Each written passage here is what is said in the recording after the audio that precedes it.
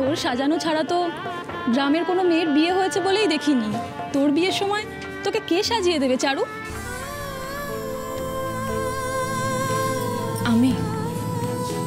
আমি তো বিয়ে করব না। তুই এসব কি বলছিস চারু? ওকে বিয়ে করার জন্য যেন লোকেরা হাপিত্তেশ করে বসে আছে। রাজপুত্র এসে যেন ওকে ঘোড়ায় করে নিয়ে যাবে। নিয়ে যাবেই তো। চারু দেখবি রাজপুত্রের মতন বড় হবে। কি রে বল চারু?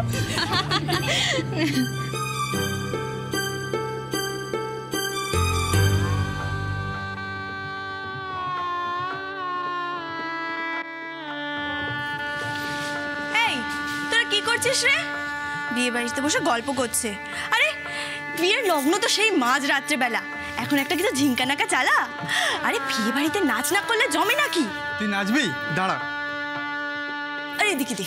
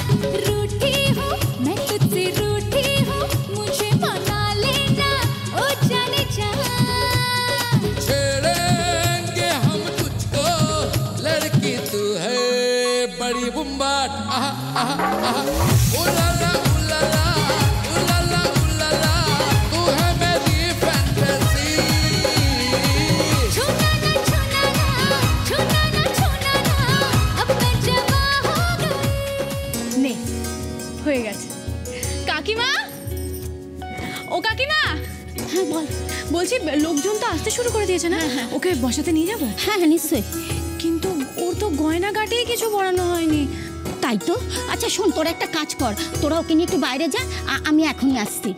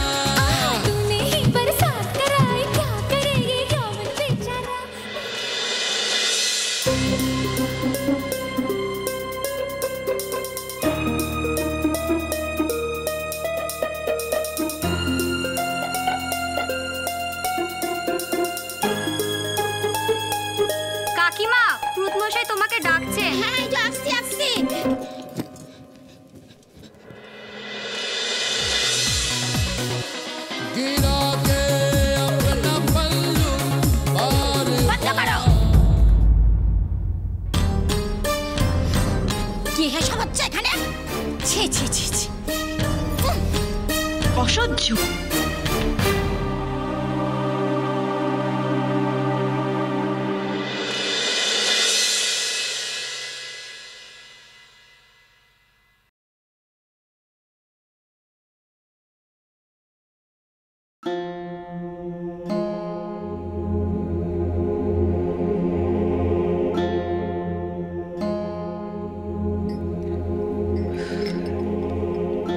জানো অরুণ, আমার মনে হয় আর্যর মনটা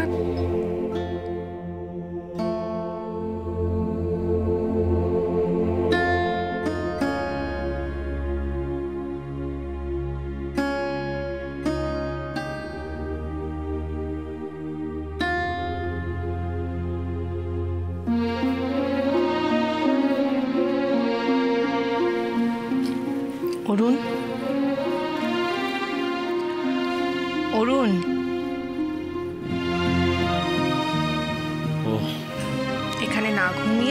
বিছানায় গিয়ে ঘুমো যাও। কি হলো, কি খুঁজছো? কি চশমাটা তোমাকে নিয়ে আর পারি না সত্যি। যত বয়স বাড়ছে তত অ্যাবসেন্ট মাইন্ডেড হয়ে যাচ্ছ। আরে চশমাটা এখানেই রাখা ছিল তো। কোথায় আর যাবে? আমি হারিয়ে ফেললাম চশমাটা আবার। না, তুমি কিচ্ছু হারাওনি। দেখো দেখো,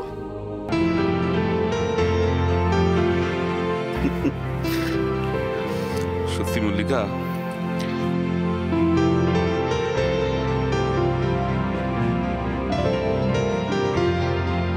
মল্লিকা তুমি না থাকলে আমার কি হতো বলো তো? কিছুই হতো না।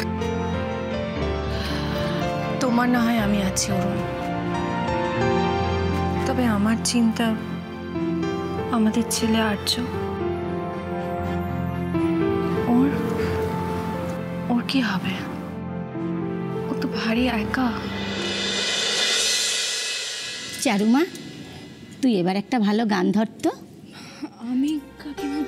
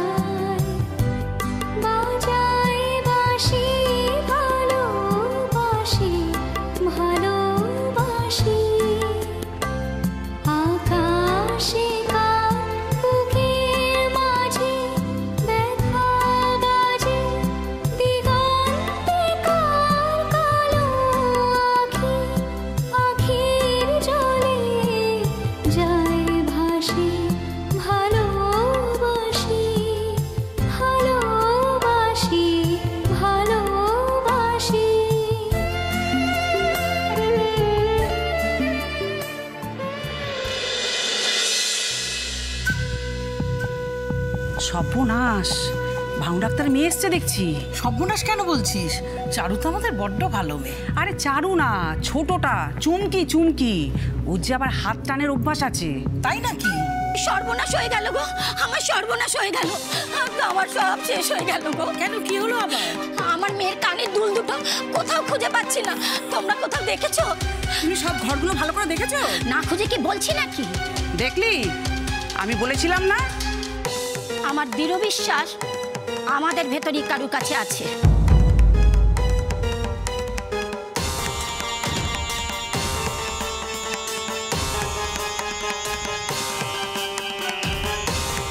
এই, তোমরা যে যার জায়গায় থাকো, আমি একে একে সবাইকে খুঁজে দেখবো।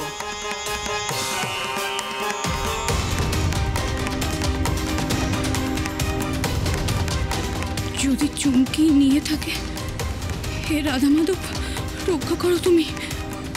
চুমকিকে যদি ওরা অসম্মান করে। মুখ ফুটে আমার ছেলেটা একটা কথাও বলে না, কিন্তু আমি যে ওর মা, ওর মনের সব কথা আমি বুঝতে পারি। আমি বেশ বুঝতে পারি, মানে পারছি যে আর্যর মন ভালো নেই। মল্লিকা,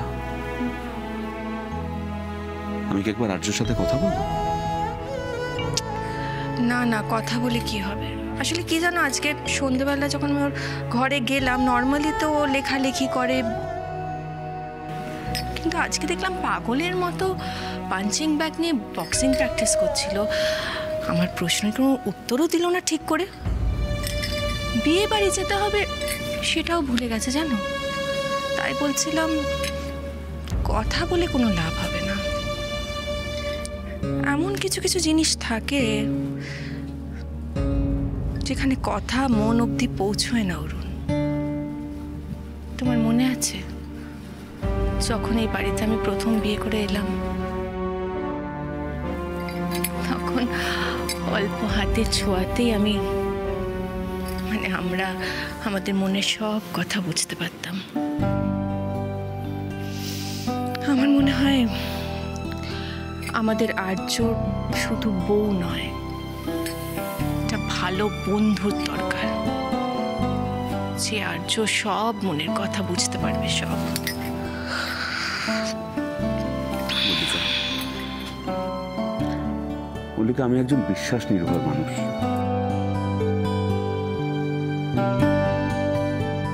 তোমার উপর আমার অগাধ আস্থা, বিশ্বাস, আর্যর উপরও। মল্লিকা, একথা আমি মনে প্রাণে বিশ্বাস করি। আমাদের আর্যর কোনো কিছু খারাপ হতে পারে না।